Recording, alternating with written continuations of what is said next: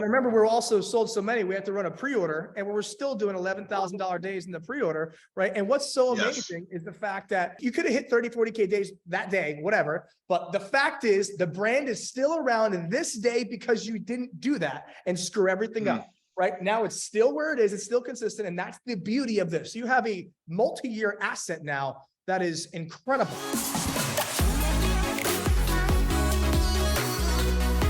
We have Luke here, which is super good. Luke's one of our students here. And he actually wanted to go ahead and just give some feedback on his journey. Luke is actually one of our BSF students here, right? He's in the Platinum program, and his business is probably somewhere between $3, $4, or $5 million at this point. Right. And we've started it right here at BSF, right? He, I think, built about, 10 Shopify stores before actually getting rocking and rolling right here at BSF. And, the first one within BSF is a massive success, and he's been running it for about, well, I'll let him tell the story. But overall, guys, Luke is a really awesome guy, great student of ours, and he's in our program right now. And I want you guys to get the opportunity to kind of hear from his point of view when he started. He failed, several times in so many stores. And, what really changed and what really, switched in his head to get into that $3, $4, $5 million mark in a business and a brand that's worth a lot of money. And it's very, very consistent. So, Luke, I'll bring you to the stage now, my friend, which would be incredible. Yeah. So before I joined BSF, it's funny, my journey is actually a little bit broken up. Like I got myself in a bunch of debt, basically. This is kind of like how I got started out with like trying to make money, outside my main job. So I got myself in a bunch of debt, and I know I owed, it's like $2,100 a month. Like that's like more like double a mortgage, like a regular mortgage in the United States. So that was like my initial motivation is like, hey, I got to do something. Someone across a video, about how Shopify dropshipping is a thing and it's amazing. All you got to do is follow these like 3 steps, and anybody can do this. And and of course, to your point, I saw.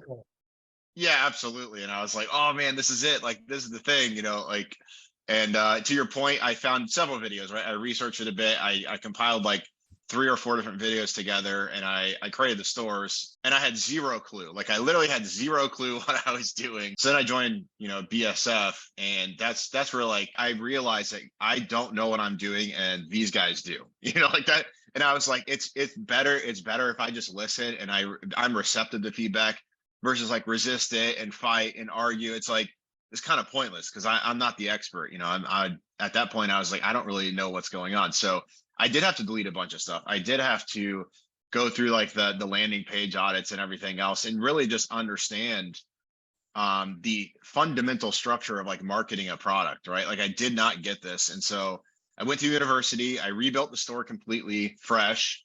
I did my 20 products, and then I just started running them. And I started following the 3-day rule. And then, gosh, this is so long ago now, Justin. I feel like this is like 2.5 years ago, maybe. It feels like a long time. Maybe it's 2 years or something. And the same brand the entire time. Yes. Because we don't build 2-week pump and dumps. We build actual assets, right? That's the goal. And flash forward, you could be doing, huge, 2 million a month, right? But a lot of those businesses aren't running 2 months from that point, right? You are still consistently maintaining scale, maintaining profit, and you have an asset that will sell for a lot. So walk us through that kind of transition. That's very cool to hear. Yeah, I mean, it was just so exciting. I remember when I had a product and it was a lower ticket item, but it was just good to get exposure. Like I remember I was getting tons and tons of sales, and I'm sure you remember this product, Justin, where I was like, gosh, man, we're like selling so much. But then I peel over the P&L, right? The profit and loss statement. I'm like, shit, I'm like breaking even, because it was like a $20 product I bought for $5. And well, customer acquisition costs are anywhere like 10 to 15 bucks, right? So like back in the day on Facebook, it might be a little bit more now, but anyway, it was just nice to get a little traction. I was like, okay, like something is working here, right? So, but anyway, long story short on that product is I got the exposure. I did micro big bang. I did the duplicating all the ad sets and kind of just scaling things out. But then at some point, again, this is kind of going back to the original concept of like, hey, sometimes you just got to like throw things away and just call it a day and go and move on.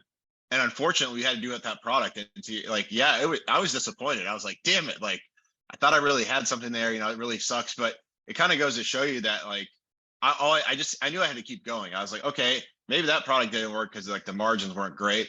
But I was like, the system itself obviously works, right? Like that proved to me that like, hey, there's something here, right? And so even if something doesn't work, it's okay. It's just like the market saying it, we don't want this as much as like, you're selling it for or whatnot. So you just move on to the next product. Like that's what I did. And like this happened to be, I want to say it was like my 8th or 9th product or something. And I was discouraged, of course, but then I was like, no, I got to keep going. Like there again, the fundamental structure there. I just need to get the right product and the right mix, and it'll all be good. So eventually, I found another product, very similar kind of thing. Started to scale it up the classic BSF farm way. Did like I think when I first started running that product, I mean, it just took off. Like it didn't take off, but it was profitable right away. Right. It was just profitable.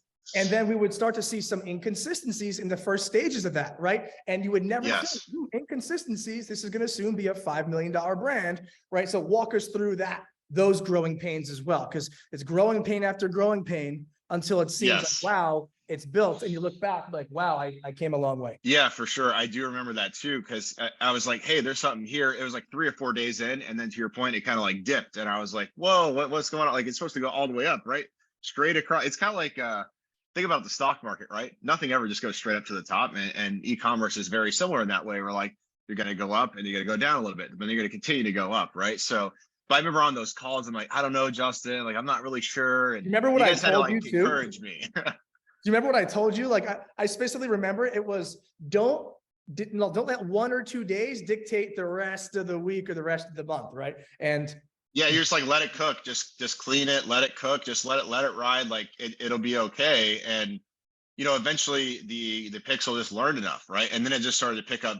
Like this is the crazy part about the system, is that like you might think, hey, it's inconsistent, I don't know, I'm not really sure. But if you kind of just like let it cook and let the data build on top of itself, it's like a snowball effect. Because I was like, it was like 2 weeks from now, I was like doing 1K days, like 2K days, something like that.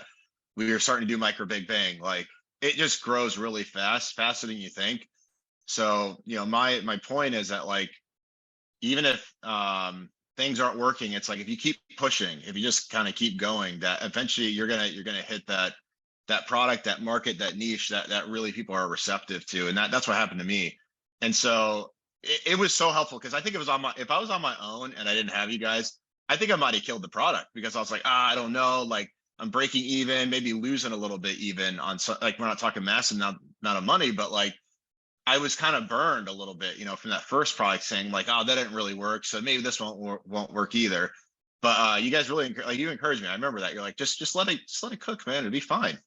Because again, that's from your experience, that's from your background. I didn't really know better at the time. I was able to like scale that product up like significantly. We had like, this is the classic problem of, if you scale it too fast, you got fulfillment issues. right. I mean, we're doing like 10, 12K days. I mean, we just like, the guy couldn't keep up. Like, I still actually have the same contact today, the same supplier today that I've always worked with. But like, he just couldn't keep, we actually put him out of stock. Like he's like, we can't sell any more units. And I'm like, dude, what the heck, man? Come on. I had no visibility of inventory. But and I remember we're also sold so many, we had to run a pre-order, and we're still doing $11,000 days in the pre-order, right? And what's so amazing is the fact that you could have hit 30, 40K days that day, whatever. But the fact is, the brand is still around in this day because you didn't do that and screw everything up. Right now, it's still where it is. It's still consistent. And that's the beauty of this. You have a multi-year asset now that is incredible. And like, you asked about my situation, Justin. So like, people might ask like, how the heck do you do all this? How does all that work? It's about putting in the work, guys. Like, there's no getting around. Like, if you want like true value and true, like, I don't know, really financial success in life, in my opinion, like, you got to put in some hours. You cannot just be like, oh, I'm just gonna throw up the store and just haphazardly put this landing page together and these assets together and just hope it works, right? It's like, I was waking up, I remember, Justin, I was waking up like at 4 a.m. because at this point I was still physically having to go on my job. So I was waking up at like 4 a.m., working till about like 6:30. So every single day I was like just putting in hours. And then, where I could, I was offshoring some of the work, like the assets, right? Like $50, $100 for a video.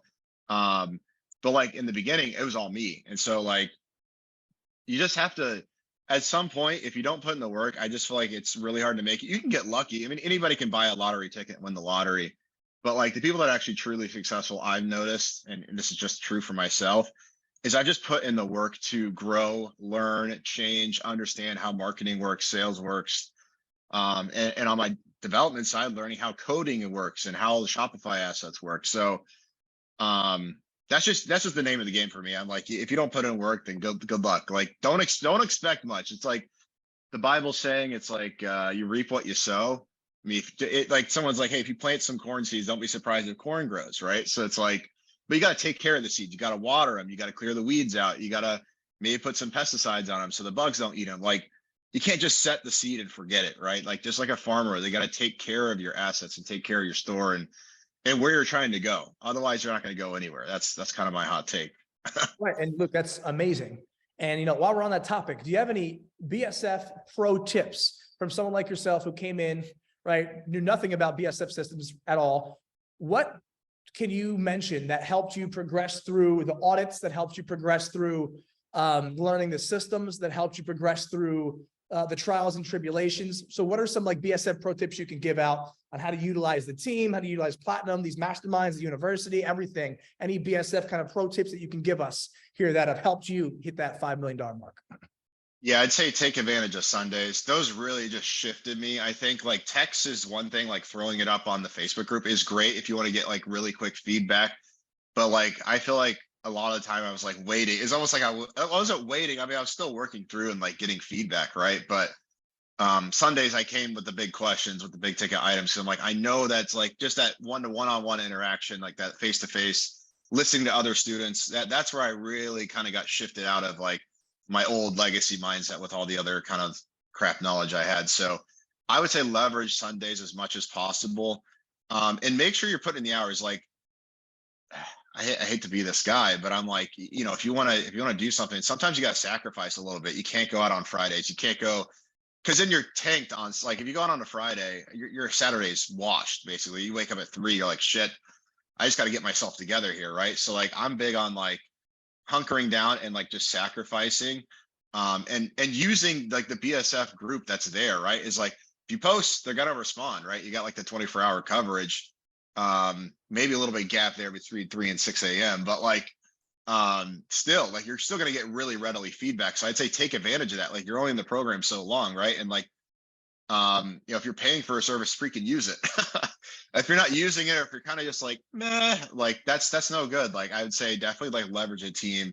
But for me particularly, it was like the Sundays and just, like, particularly on like product audits, just to kind of think about that product in maybe a different way, or like, maybe it's a way I didn't fully grasp, because I'm not a marketing guy. I'm not a sales guy. Like, I'm just not. I'm an IT nerd over here. It's like, if I was able to like learn enough through the masterminds and through like group, I think almost anybody can actually do that if you're actually putting in the work and really, really like staying engaged with the process.